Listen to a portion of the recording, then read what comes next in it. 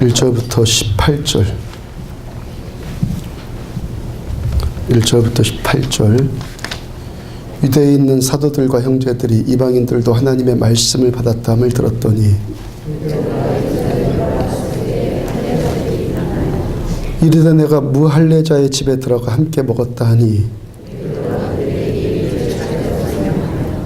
이르되 내가 욥바시에서 기도할 때 황홀한 중에 환상을 보니 큰 보자기 같은 그릇이 내 귀에 매어 하늘로부터 내려 내 앞에까지 드리워지거늘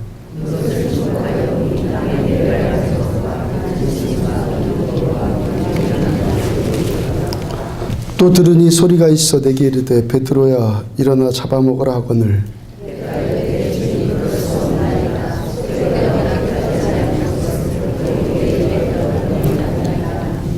또 하늘로부터 두 번째 소리 있어 내게 이르되 하나님이 깨끗하게 하신 것을 내가 속되다고 하지 말라 하더라.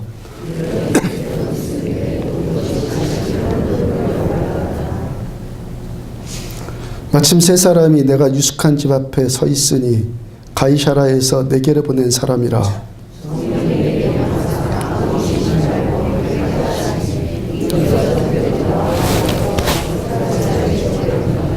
그가 우리에게 말하기를 천사가 내 집에 서서 말하되 내가 사람을 욥바에 보내어 베드로라는 시몬을 청하라.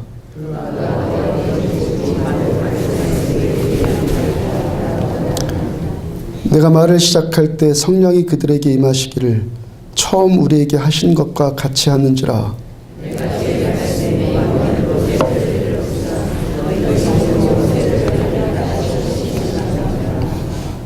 그런즉 하나님이 우리가 주 예수 그리스도를 믿을 때 주신 것과 같은 선물을 그들에게도 주셨으니 내가 누구에게 하나님을 능히 맡겠느냐 하더라.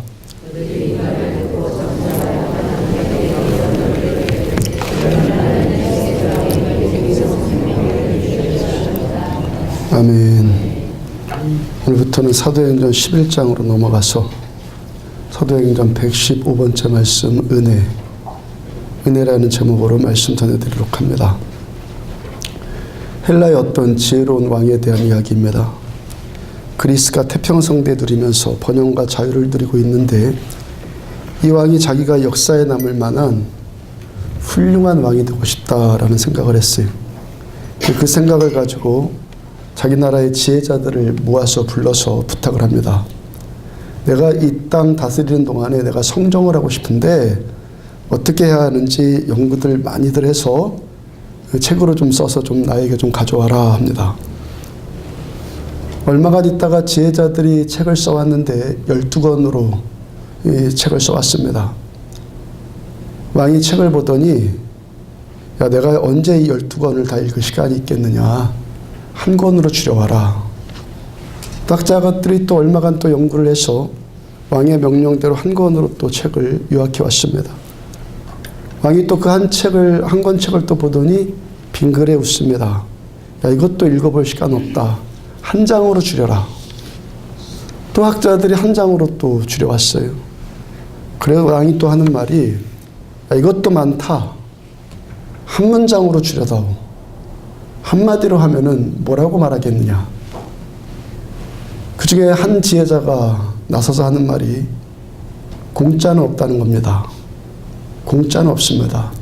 이 한 가지 알고 인식하고 가르치면서 살면은 왕께서는 이 나라를 계속해서 태평성대를 이루도록 다스려 나갈 겁니다.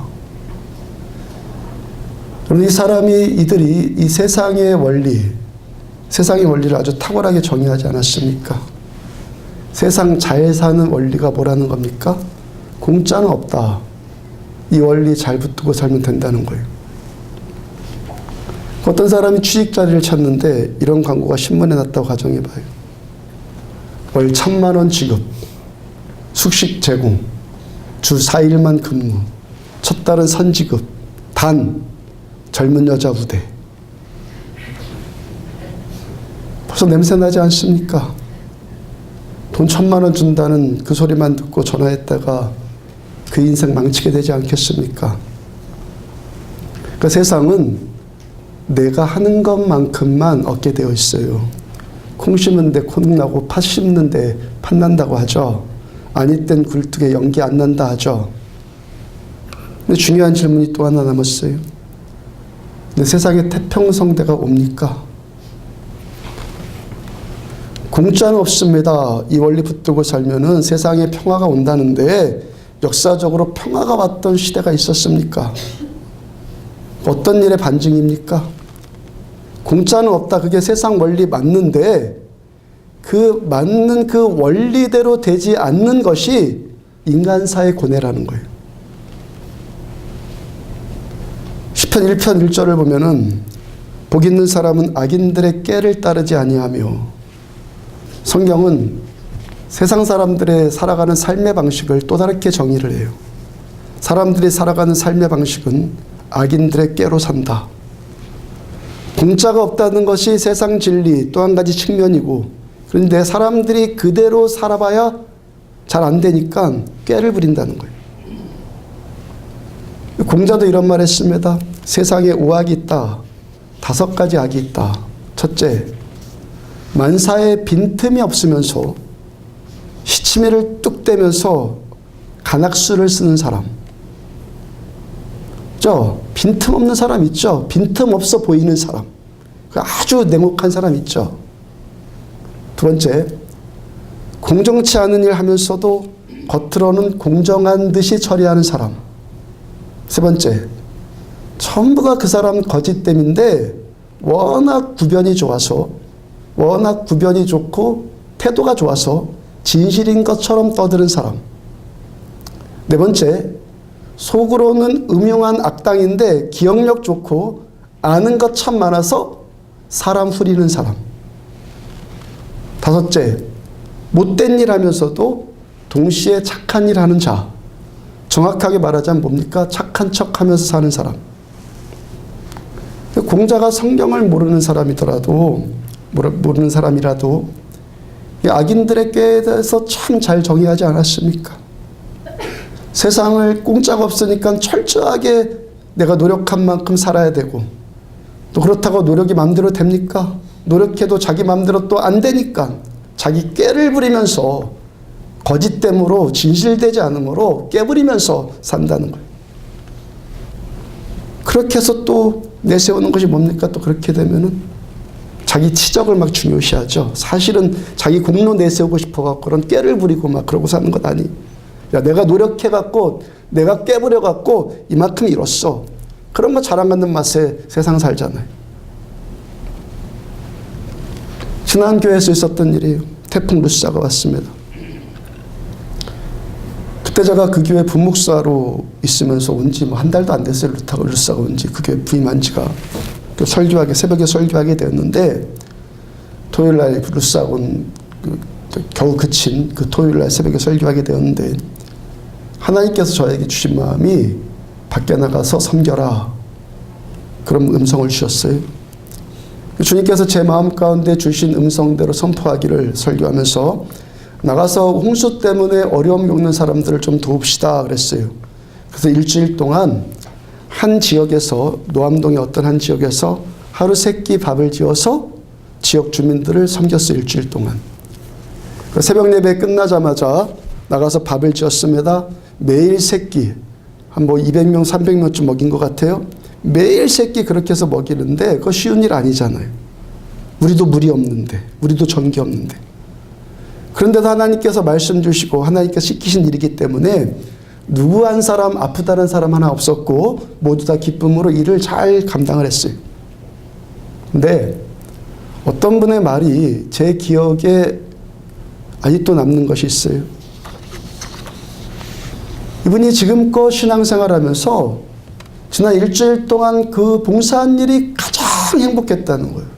지난 일주일 동안이. 이 고백이 귀할 수도 있고 동시에 위험할 수도 있는 고백이죠. 내가 뭔가 좋은 일을 했다는 것, 내가 했다는 것에 높은 가치를 두고 있지 않습니까? 제가 지금 선을 베풀고 사람을 구제하는 일을 거부하자는 것 아니라는 것 잘 아시죠? 그때 일주일 동안 제가 그 일을 주도했으니까. 근데 제가 석연치 않은 것이 그때가 가장 가장 행복했다는 그 고백. 사람의 본성이 이렇다는 거예요. 내가 뭔가를 했다. 내가 했다는 것에 만족하고 내가 했다는 것에 그것 때문에 기뻐하는 것이 사람 안에 내재되어 있는 본성이라는 거예요. 그걸 가지고 우리는 뭐라고 합니까? 자기공로의식. 이 자기공로의식에 붙들려서 하는 그 사람의 본성은 어떤 일이 항상 어떤 일의 원인, 어떤 잘된 일의 원인이 항상 나에게 있기를 바라죠. 믿는 자들은 그 일주일보다 행복한 날이 분명히 있어야 되잖아요. 어떻게 일주일 헌신한 게 가장 행복해요? 내가 지금 말하려고 하는 그것. 그것보다 훨씬 행복한 일이 있어야 된다고요.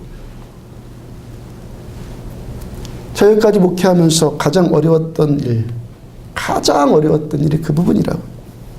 개척해서 돈 없어서 그것 때문에 어려운 적 없어요. 사람 없어서 어려운 적 없었어요. 건물이 없기 때문에 그것 때문에 어려운 적 없었어요.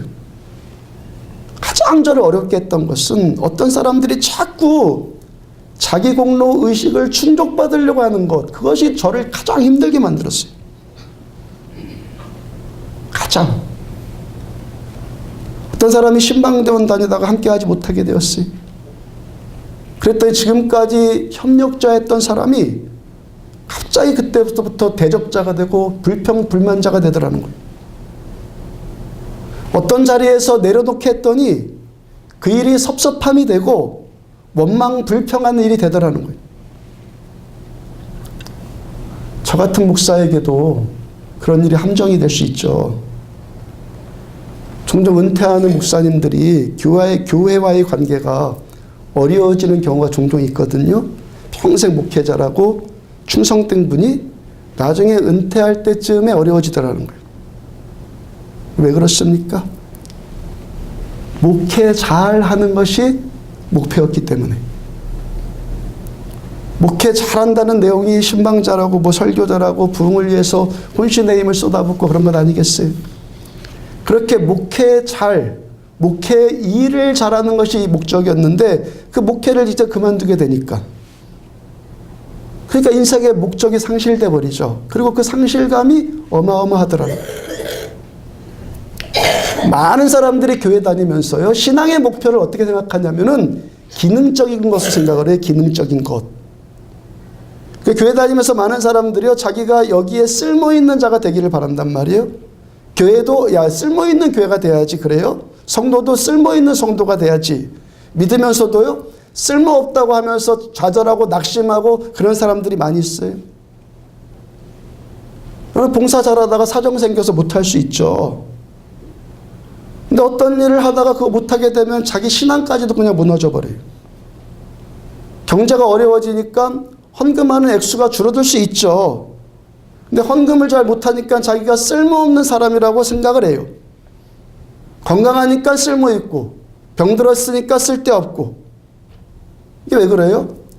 교회에 대한 인식, 신앙에 대한 인식을 지금 잘못하고 있기 때문에 그래요. 교회를 쓸모있는 사람을 양산하는 것으로 오해하고 있단 말이에요. 여러분들 갓난아기가 쓸모있습니까? 갓난애가 쓸모있냐고요. 그런데 아기 키우는 가정을 봐요. 그 애 때문에, 그 아기 때문에 그 가정이 막 웃음이 넘치고 그렇지 않아요? 교회는요, 쓸모있는 사람 양산하는 곳이 아니에요. 쓸모로 교회가 평가된다? 그 세속적인 것과 똑같죠. 그게 뭐 저는 다를 바가 뭐가 있어요. 세상에서 말하는 의로움이 뭐예요? 성공이 의로움이다. 쓸모있는 자가 되는 게 의로움이다. 그러죠. 그러니까 세상에는 답이 없는 거예요. 자기 노력, 자기 의지, 자기 꾀를 가지고 살아야 되는데 그 꾀가 부족한 사람, 순진한 사람들, 그 절망할 수밖에 없죠. 자기 꾀로 안 되고 또 의지로도 좀 안 되고 그러다 보니까 경쟁에서 밀려나고 그러니까 사회소망 잃어버리고 그 자살자들이 점점 늘어나는 것 아니? 또 자기 꾀로 또 잘 산다는 하는 그 사람은 또 어때? 잘 사는 것 같습니까? 그 허무감이 얼마나 커요. 영혼의 갈증, 그 허무감으로 지금 방황하지 않아요? 그러므로 성경은 사람에게서 원인 찾는 것, 사람에게서 원인 찾는 것, 성경은요 단 1%도 용납하지 않아요. 저 여러분들, 우리들은 오직 예수. 요한복음 6장 27절 보면은 썩는 양식을 위하여 일하지 말고 영생하도록 있는 양식을 위하여 하라, 일하라. 주님께서 일하라, 영생 있는 양식을 위하여 일하라고 말씀하세요.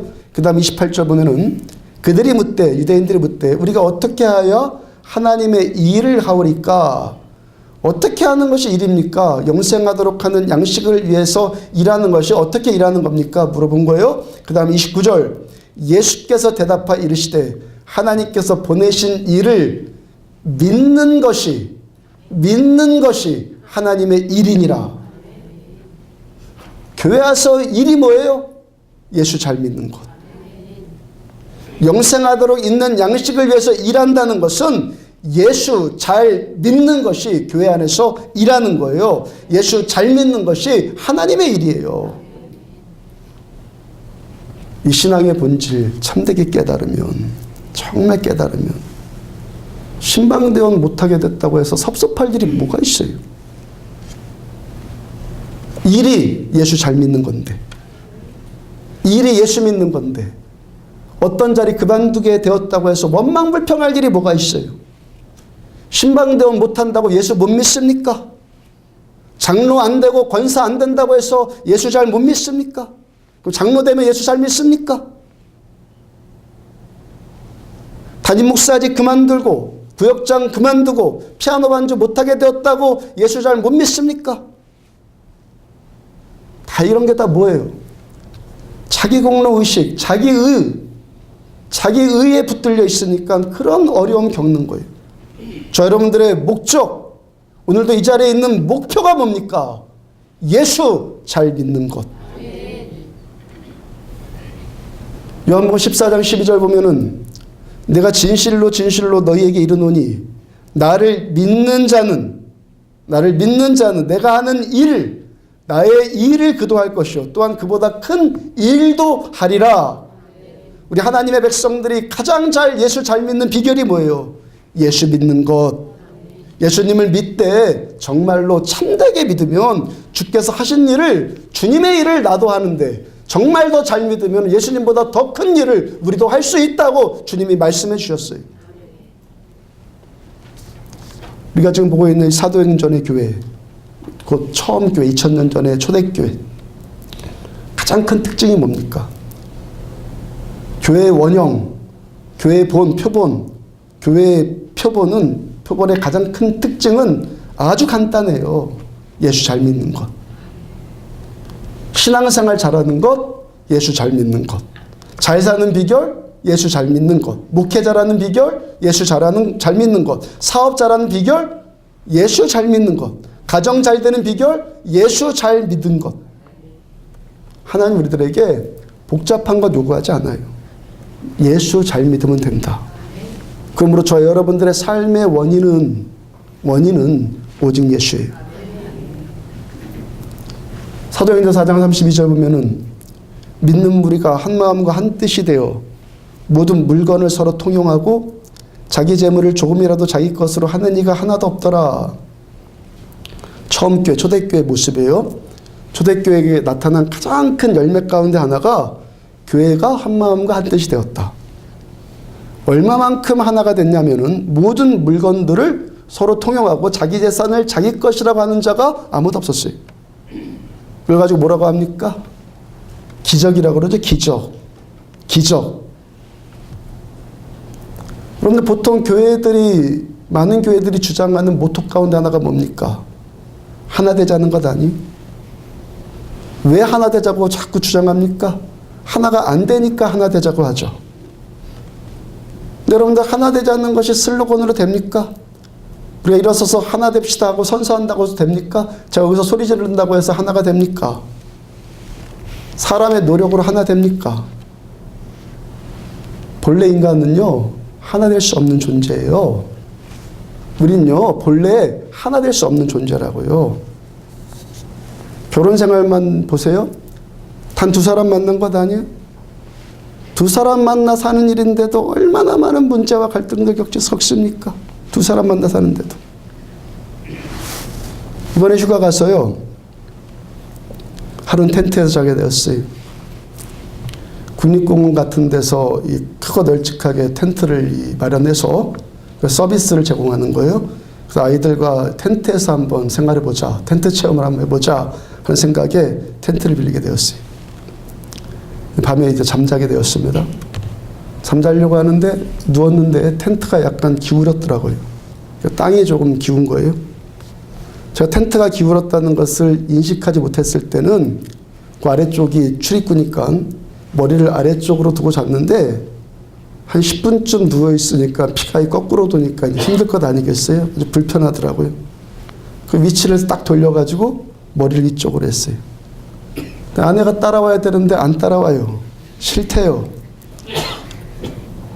아래쪽은 출입구잖아요. 그 텐트의 문을 한번 닫으면 바깥에 공간이 하나 더 있고 또 하나 또 문이 또 하나 있죠. 그러니까 좀 여유가 있고 좀 부담감 안 주고 그런다고요. 근데 제가 머리를 위쪽으로 한 위쪽은 그 천막 하나만 있고 달랑 흙이에요. 그러니까 그쪽으로 왠지 막 벌레가 들어올 것 같고 국립공원 측에다가 뭐 수시로 편말 꽂아 놓은 것이 뱀 조심, 뭐 진드기 조심 그런 거 세워두니까 영 싫은 것 같아요. 그러니까 무서워서 싫다고 하니까 어떻게 하겠습니까? 그냥 제가 양보해서 다시 거꾸로 누웠어요. 누우니까 또 안 되는 거야, 생각대로. 그래, 그럼 당신은 그대로 그냥 자고 나는 거꾸로 잘 테니까 우리 편하게 그냥 살자. 그랬더니 또 어떻게 또 부부 사이가 또 편리한 대로만 살 수 있겠냐고 또 하잖아요. 절충을 해서 이번에는 가로로 눕는 거예요. 가로로 누워서 잤어요. 또 옆으로 또 누워 자려고 하니까 또 왠지 또 막 몸이 구르는 듯한 기분이 막 들잖아요. 그래서 제가 머리를 썼어요. 잠꼬대 하는 척 하면서 살짝 돌리는 거예요. 그러니까 아기네 깨를 쓴 겁니다. 아기네 깨를. 그러다 보니까 또 제 발에 또 아내가 걸리잖아요. 하여튼 제가 좀 더 힘이 좀 세니까 계속 돌렸고 결국 머리는 위쪽으로 하고 잤어요. 둘 다. 그러니까 아기네 깨와 아기네 힘으로 한뜻 한 방향이 된 거예요. 둘이서 잠자는 문제도 하나 되지 않는 것이 인간의 본성이란 말이에요. 나 혼자는 잘 될 것 같습니까? 자기 혼자. 사도 바울이 뭐라고 그랬어요? 내 안에 또 다른 내가 있다고 했죠. 심오한 이야기 관두고요. 일상적인 삶을 한번 봐요. 중국집에 갔어요. 갈등이 팍 일어나죠. 짜장면 먹을까? 짬뽕 먹을까? 탕수육을 대짜로 먹을까? 소짜로 먹을까? 냉면집에 가면 뭐가 고민됩니까? 비빔으로 먹을까? 물로 먹을까? 고깃집에 가서 뭐가 고민됩니까? 안심으로 할까? 등심으로 할까? 한식집에 가서는 된장찌개 먹을까? 냉면 먹을까? 제가요 식당 같이 가갖고 고뇌에 빠지지 않는 사람 한 사람도 못 봤어요. 자기 안에 자기가 너무 많아요. 이게 인간이에요.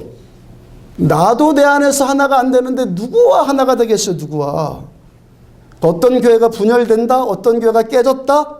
이 말은요 그렇게 말하는 것은 틀렸어요. 원래 그랬다 그거예요. 원래 그랬다. 원래 상태가 저렇다. 그게 정답이에요. 인간의 원래 상태는요 분열이에요. 인간의 원래 상태는 깨지는 겁니다. 인간의 원래 상태는 갈등하는 거예요. 성경의 원리가 뭡니까?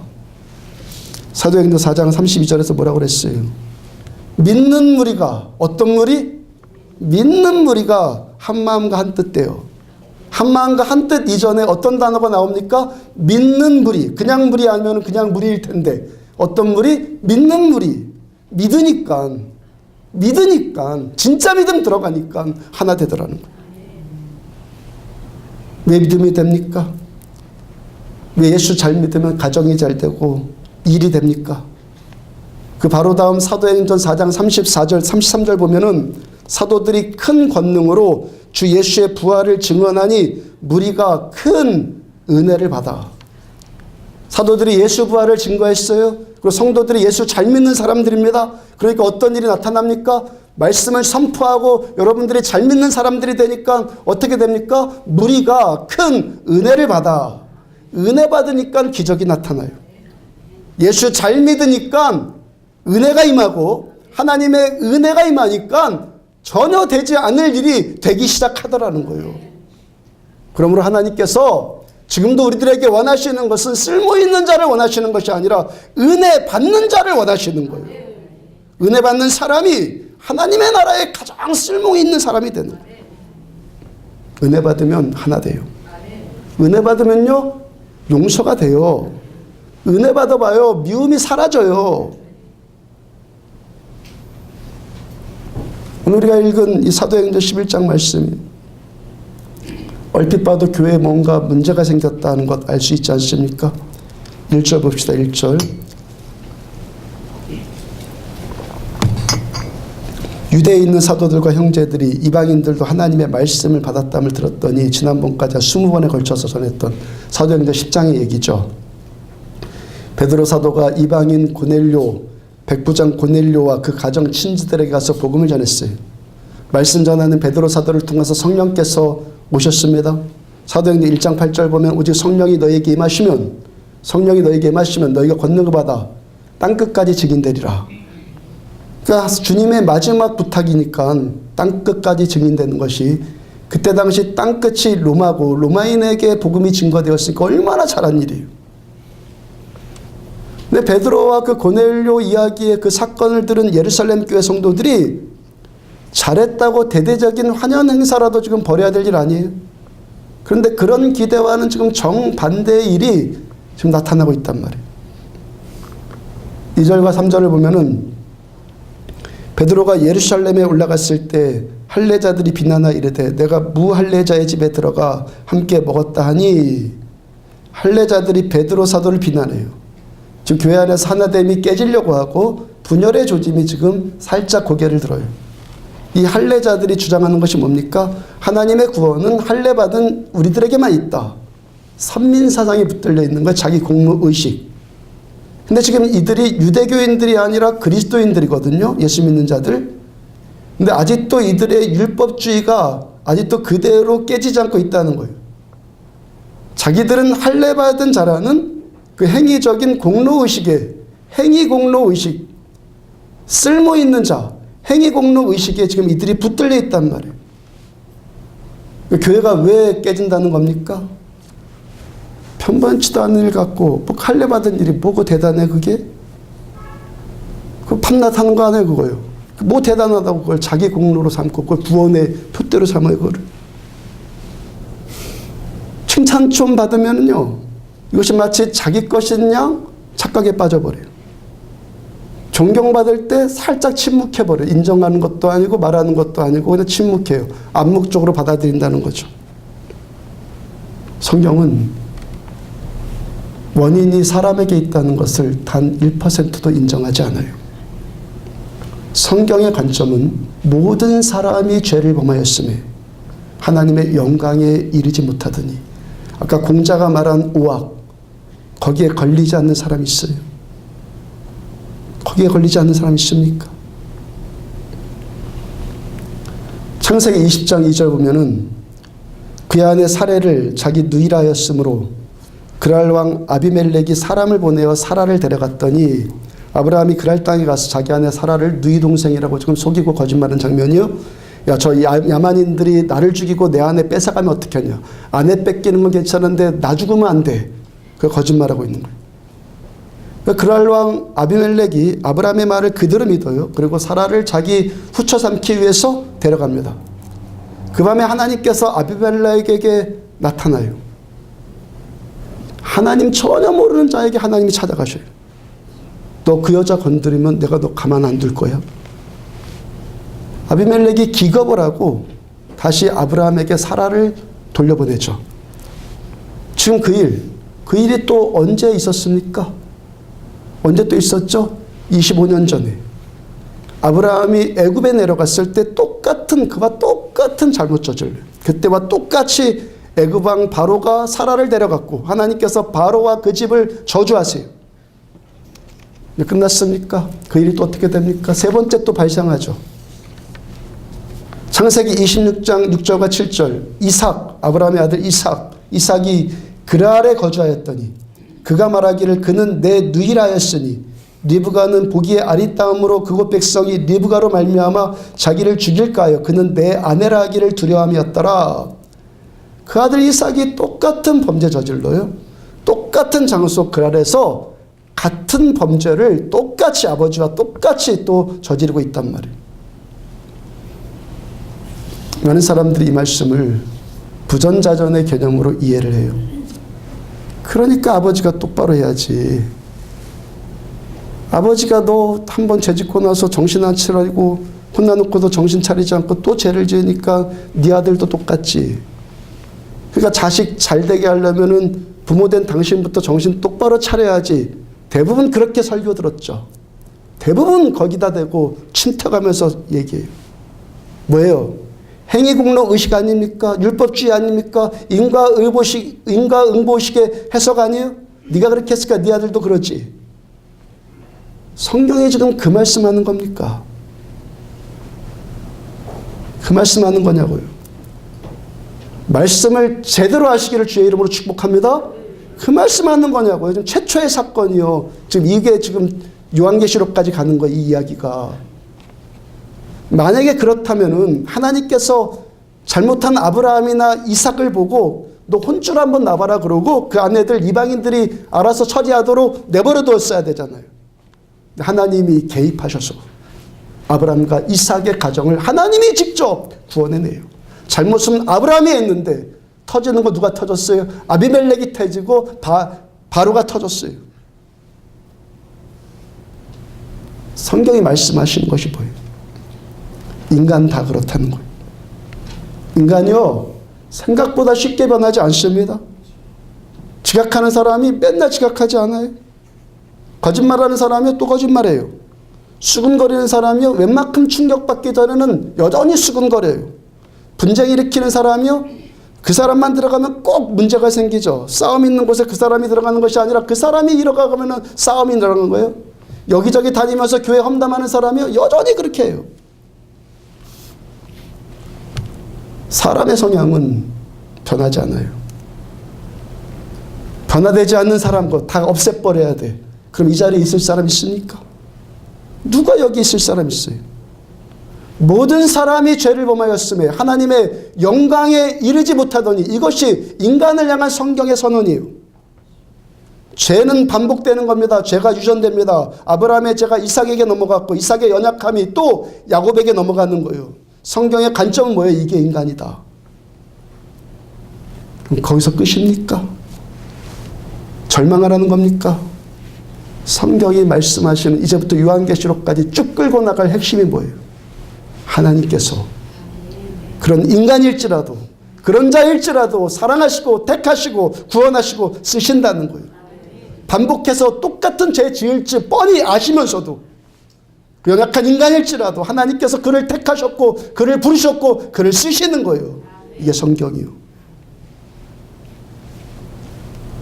성경을 해석하는 한 가지 원리가 최초 진술의 원리라는 거 말씀드렸죠. 최초 진술의 원리. 성경에서 맨 처음 나오는 그러한 사건, 처음 나온 그런 이야기가 그 이야기가 가장 중요하다는 거예요. 나머지 이야기들은 뭐예요? 그 이야기의 반복이에요. 성경은요 서로 모순되지 않아요. 그 이야기의 반복이고 그 이야기의 부연 설명이고 그 이야기의 보충 설명이란 말이에요. 성경에서 창세기에서 아브라함은요 상징적인 인물이에요. 가상인물이라는 것이 아니라 표본이란 말이에요. 전체를 대변하는 인물. 믿음의 조상이라고 그러죠.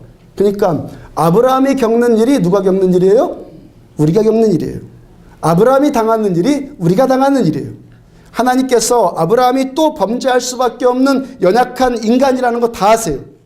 그럼에도 불구하고 아브라함을 부르셨고 아브라함을 구원하셨고 아브라함을 쓰셨고 아브라함을 믿음의 조상으로 들어 세우시고 아브라함을 여전히 보호해 주시더라는 거예요. 이게 요한계시록까지 계속 가는 거예요. 창세기 20장 6절 보면은 나도 알았으므로 너를 막아 하나님이 막아 내게 범죄하지 아니하게 하였나니 나도 너를 막아 하나님이 막아주신 거예요.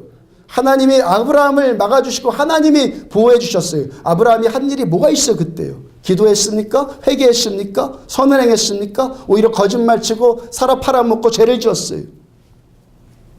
아브라함에게서 아무런 원인도 조건도 찾아볼 수 없는 오직 하나님의 은혜. 착각하지 말자고요. 하나님께서는 좋은 사람 사용하시지 나쁜 사람 사용하지 않으신다. 그거 주장하는 사람이 가장 나빠. 그 사람 삶을 봐요. 난 비난하는 사람. 그 말 맞습니까? 하여튼 그 말 맞냐고요.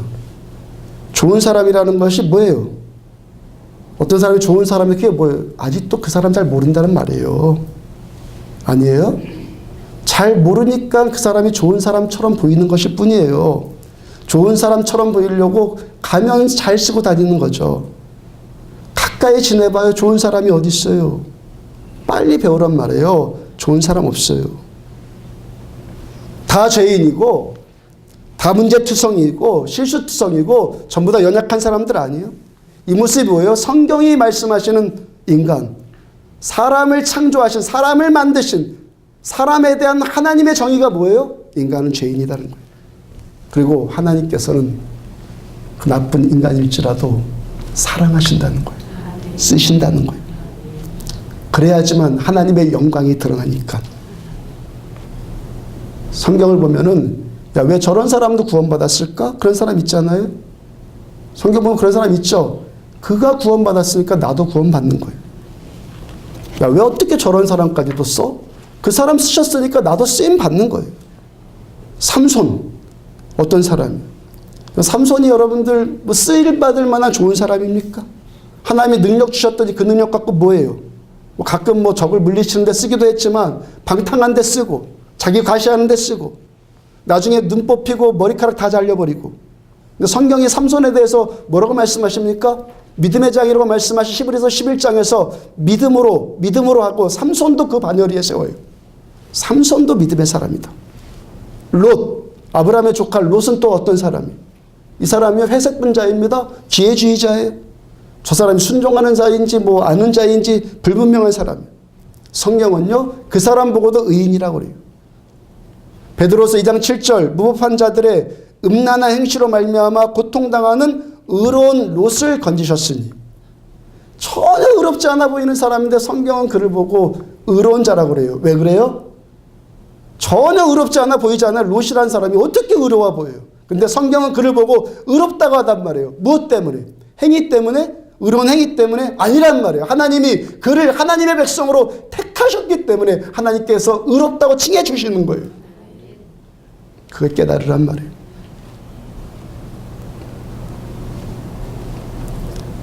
저 하나님 만나지 못하면서 교회 다니는 것 보고 제가 뭐라고 하잖아요. 제발 종교생활 좀 하지 말자 하잖아요. 율법주의에 빠지지 말자 하잖아요.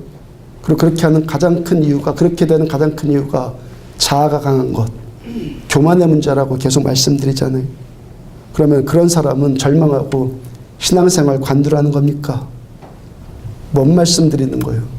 회개하고 돌이켜서 은혜 받으라는 거죠. 하나님은요, 그 어떤 본성 가진 자일지라도 회개하고 하나님의 자비를 구하면 그에게 은혜 베풀어 주세요. 여기가 어디예요? 교회. 교회는요, 쓸모있는 사람이 모이는 곳이 아니라 은혜 받는 사람들이 모이는 곳이에요. 교회 안에 은혜의 세력이 강력해지면은 어떤 사람이랄지라도 여기서 회복될 수 있어요. 회복될 수 있다고요. 필립 얀시가 쓴 놀라운 하나님의 은혜라는 책, 제가 종종 말씀드리죠. 저 한 15년 전쯤에 이 책을 처음 읽었단 말입니다. 그때부터 필립 얀시가 쓴 책은 다 사서 읽었어요. 너무 감동받아서 그때 그 책이. 근데 그분의 책들이 다 괜찮은데 하여튼 그 책이 가장 탁월한 것 같아요. 그 책의 내용 가운데 영국에서 비교 종교학 회의라는 것을 했어요. 여러 종교에 대한 전문가들이 모여서 수십 명이 모여서 회의를 했어요. 그 주제 가운데 하나가 뭐냐면은 기독교가 다른 종교에 비교해서 기독교만의 독특성이 뭐냐? 기독교만의 가장 큰 특징이 뭐냐 그랬어요. 여러 가지 의견들이 분분합니다. 기독교 신앙의 독특성은 성육신이다. 하나님이 인간으로 오신 사건이다. 그런데 여러분들 신이 인간으로 나타나는 사건은 다른 종교에도 있잖아요. 그리스 로마 신화만 해도 제우스가 인간 되고 또 헤라 여신이 인간으로 되고 또 요즘에 또 화장품 광고에도 헤라가 나오잖아요. 그러니까 어떤 사람이 또 부활이 기독교의 독특성이다 그럽니다. 죽은 자가 다시 살아나는 이야기는 다른 종교에도 있죠. 불교도 죽은 자가 환생한다고 하잖아요. 그러니까 토론이 길어지고 있는데 C.S. 루이스가 그 방 들어왔어요. 일부러 그 방에 들어온 것이 아니라 다른 곳 찾아가다가 잘못 들어왔는데 사람들이 열띤 토론을 벌이니까 호기심이 생겼습니다. 당신들 지금 뭘 가지고 이야기하고 있습니까? 물어봤어요. 전 세계들의 종교들과 비교해서 기독교만의 독특성을 지금 찾고 있습니다. C.S. 루이스가 툭 내뱉듯이 한마디 던져요. 그게 뭐가 어렵습니까? 은혜 아닙니까? 은혜 아닙니까? 기독교와 뿌리가 같다는 이슬람교를 한번 봐요. 이슬람교에 은혜가 있습니까? 요즘에 뭐 이런 소리 좀 뭐한데 해변가에서 몰카 찍는 사람들이 전부 다 외국인인데 동남아시아인들인데 그들 잡아보면은 전부 다 해교국들 사람들이라는 것 아니에요? 자기 나라에서는 그런 것들이 절대 금기시 됐는데 저러고 다니는 게 너무 희한하니까 찍었다고 거짓말로 둘러대는데 하여튼 얼마나 율법적이고 엄격합니까 이슬람교가. 유일신을 믿는다는 뿌리는 같아 보이는데 그 둘이 갈라지는 결정적인 단서는 은혜예요. 여러분들 불교의 고행사상 안에 은혜가 있습니까? 내가 고행을 해야지만 득도한다고 하는 것이 은혜가 있습니까? 힌두교의 업보사상 안에 은혜가 있습니까? 기독교가 다른 종교가 달라지는 결정적인 것이 뭡니까? 은혜란 말이에요. 저 여러분들의 핵심이 뭡니까? 은혜예요, 은혜. 우리 안에서도 마찬가지 아니? 참된 신앙과 가짜 신앙을 가르는 기준이 뭐예요? 은혜를 아는 자이냐? 은혜를 경험하고 있는 자이냐? 은혜 사라지면요, 그 신앙 아닙니다. 기독교 신앙은 은혜가 사라지는 그 순간 어떤 이단으로 전략하냐면은 율법주의 이단으로 전략을 해요. 그 교회를 위협하는 가장 큰 이단이 뭐라고요? 신천지나 뭐 안산홍의 그런 이단보다 더 악한 이단은 뭐냐면은 율법주의 이단이에요. 가만히 봐요. 신천지로 빠지는 사람들 봐요. 거의 어떤 사람이 빠져요? 은혜 모르는 사람이 거기로 가요. 교회 다닌 지 얼마 되지 않았고 멋모르고 거기 가는 사람들 빼놓고는 어느 정도 다니던 사람들이 거기 빠지는 사람들을 봐요. 대부분 은혜 모르는 사람들, 율법주의자들. 율법에 붙들려서 교회 다니는 사람들, 행위공로에 의지해서 교회 다니는 사람들이 거의 거기로 간단 말이에요. 은혜 모르면은 이 안에서도 가짜가 되는 거예요. 기독교 신앙의 오직 한 가지 독특성은 은혜예요. 교회의 타락은 은혜의 소멸이에요. 타락은요, 율법주의에 빠져버리는 거, 은혜가 소멸되고 그게 타락이에요. 공로사상에 빠지고 자기의에 빠지고 이게 다 뭐예요? 타락이에요. 참된 교회, 참된 신앙은 은혜 붙들려 사는 거예요. 로마서 5장 20절 율법이 들어온 것은 범죄를 더하게 하려 함이라. 그러나 죄가 더한 곳에 은혜가 더욱 넘쳤나니. 죄가 더한 곳에 은혜가 넘쳤다. 이게 죄를 더 지으라는 말입니까? 로마서 6장에서 그럴 수 없느니라 단호하게 반박해요. 무슨 말입니까? 죄가 더한 곳에 은혜가 더한다. 죄가 아무리 더할지라도 은혜는 그 죄보다 더 넘치도록 흘러 임한다는 거예요. 아무리 죄가 클지라도 하나님의 은혜는 이 죄보다 더 크다는 거예요. 이러한 은혜의 원리를 신학자들이 뭐라고 합니까? 궁극적인 은혜라고 해요. 궁극적인 은혜. 말이 좀 어려운데요. 간단하게 풀면 이 말이 은혜가 가장 세다. 아무리 죄의 세력이 세다고 할지라도 하나님의 은혜는 그 죄를 덮어버리는 능력이 있단 말이에요. 가장 강해요. 은혜가 궁극적인 승리입니다. 은혜가 우리들에게 최종적인 승리를 주는 거예요. 그러면 우리들은요, 자기의 믿지 않고요, 자기 공로 믿지 않고, 자기 노력 열심히 믿지 않고, 뭐 믿고 살아갑니까? 하나님의 은혜 믿고 살아가는 거예요. 그래서요, 믿는 자들에게는 고난까지도 하나님의 은혜예요. 고난까지도 은혜예요. 여러분들, 우리가 살고 있는 가장 큰 이유, 여러분들이 지금 살고 있는 이유예요. 지금 여러분들이 겪고 있는 그 고통의 문제 아니에요? 고난의 문제? 여러분들이 지금 살고 있는 그 이유가 여러분들을 지금 힘들게 하는 그 문제 아니냐고요.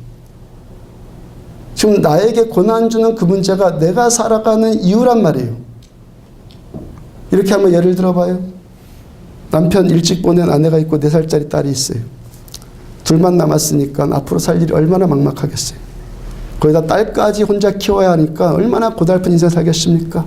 하다못해 식당에 취직하려고 해도 아이 때문에 아무 데나 취직할 수 없고, 딸을 돌봐야 하니까 다른 사람들의 4분의 1 정도의 임금밖에 못 받고 시간밖에 못 내고. 그럼 그렇다고 해서 그 딸 갖다 버립니까? 그 엄마가 사는 목적이 뭐예요? 그 딸 키우는 거잖아요. 딸을 키우는 일이 가장 힘든 일인데, 그 딸을 지금 키우는 그 힘든 일이 지금 내가 살아가는 삶의 목적이고 이유란 말이에요. 여러분들이 겪고 있는 그 일, 그 문제, 그 고통의 문제 없으면 여러분들 지금 우리가 얼마나 지금 악인의 꾀를 붙들고 살고 있겠어요? 목사님들이요, 설교 준비하는 일이 힘들다고 종종 말하잖아요. 야, 설교 준비하는 일만 없어도 목회할 만하다. 그러면요, 설교 준비하는 일 없으면은 목사가 할 일이 도대체 뭐가 있어요? 분명히 힘든 일인데 그거 안 하면은 제가 도대체 할 일이 뭐가 있어요?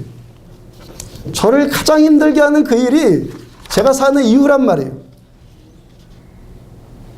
전에 제가 속없을 때 종종 설교 준비하는 일이 참 힘들다, 그런 표현 가끔 해요. 그러면요, 더 속없는 사람은 뭐라고 합니까? 좀 천천히 좀 하세요. 좀 대충 좀 하세요. 더 속없는 소리거든요. 제가 심는 건 좀 위로 좀 받자고 한 말인데, 그럼 좀 안 하면 되잖아 하는 말이 저보고 죽으란 말이잖아요. 거예요.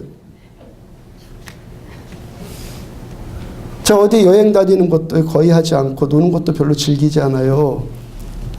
근데 저라고 해서 그런 것 안 좋겠습니까? 싫겠어요? 아무것도 안 하고 팡팡 노는 일이, 저도 육신 가진 자인데 저라고 해서 그런 시간 갖고 싶지 않겠냐고요.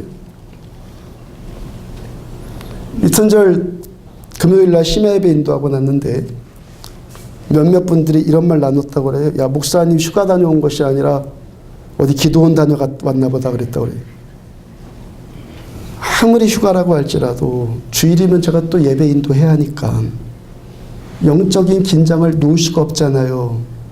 그러니까 아침 저녁으로 유튜브 들어가서 다른 목사님 설교 듣고 책 깊이 읽을 시간 분위기가 안 되니까 그거 꼭 은혜 받아요. 틈틈이 또 묵상합니다. 오늘 찬양했던 하나님의 은혜, 이 노래 배우려고 계속 찬양 듣고 따라 부르다가 울고 속으로 울고 아무도 없으면 겉으로 울고 귀가 멍멍해지도록 이어폰 꽂고 다녔어요. 목사님 왜 그렇게 휴가를 보내요? 좀 쉬었다고 하시지. 목사님 일중독 아니에요? 속은 소리 아니에요? 그거? 그 일 힘들어도 그게 제가 살아간 이유이고 저를 인간답게 만든 일 아니에요. 대충 하겠습니까? 여러분들 마찬가지란 말이에요. 여러분들을 가장 힘들게 만든 것 돌아보시란 말이에요. 그 힘든 일이 여러분 살아가는 삶의 이유 아니에요. 그 고통의 문제 때문에 그나마 인간됨의 선을 지키며 살잖아요. 그 일 때문에 간절해지잖아요. 그 일 때문에 하나님께 얼마나 매달립니까? 그 일을 근데 그만두겠습니까? 고린도서 7장 8절, 내가 지금 기뻐함은 너희로 근심하게 한 까닭이 아니요 도리어 너희가 근심함으로 회개함에 이른 까닭이다. 고린도 교회 성도들을 근심하게 한 것 때문에 사도 바울이 기뻐한다. 왜요? 그 근심거리 통해서 그들이 하나님께로 돌아왔기 때문에, 그들이 회개했기 때문에. 그 다음 11절, 보라 하나님의 뜻대로 하게 된 이 근심이 너희를 얼마나 간절하게 하며 얼마나 변증하게 하며 얼마나 분하게 하며 얼마나 두렵게 하며 얼마나 사모하게 하며 얼마나 열심히 있게 하며 얼마나 벌하게 하였는가. 우리들 그 고난의 문제, 그것 때문에 우리가 얼마나 간절하게 됩니까? 얼마나 변증하게 되고 두렵게 하고 사모하게 되고 열심 있게 합니까? 그 간절함, 두려움, 사모함, 열심, 그거 해도 내 맘대로 잘 안 되니까 또 어떻게 합니까? 하나님의 은혜에 매달리잖아요.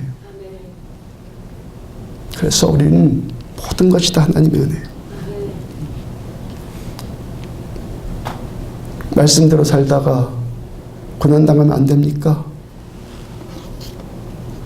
상처받으면 안 됩니까? 순교가 뭡니까? 세상의 관점으로는 순교 실패 아니에요? 예수 잘 믿었다가 세상적으로 좀 망하면 그거 순교 아닙니까? 내 신앙 잘 지키다가 세상적으로 좀 안 된다면 그거 순교 아니에요? 예수님의 제자들이 처음에 예수님의 십자가 보면서 뭐라고 그랬어요? 실패했다고 그랬죠. 예수님의 순교를 가지고. 말씀대로 살다가 뭔가 문제가 좀 안 풀리면은 그거 순교 아니에요?